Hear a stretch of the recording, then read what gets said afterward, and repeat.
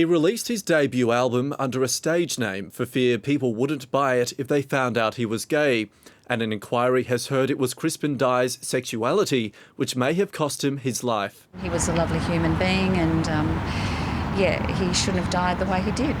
The 41-year-old died on Christmas Day in 1993, 2 days after he was found lying in the middle of a street in Darlinghurst in the early hours of the morning with severe head injuries.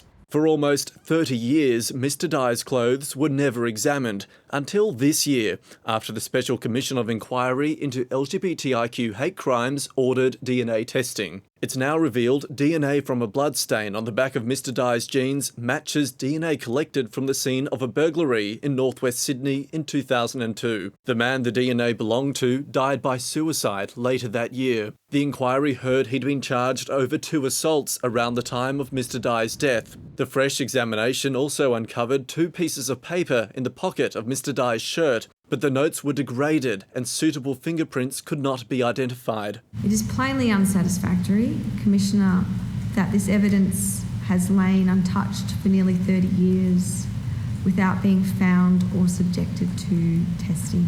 A strand of hair found on Mr. Dye's shirt yielded a partial DNA profile of an unknown man, but there was no match.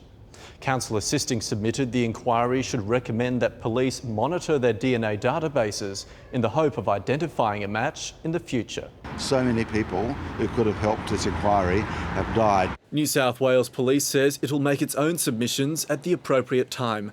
Alexander Lewis, ABC News, Sydney.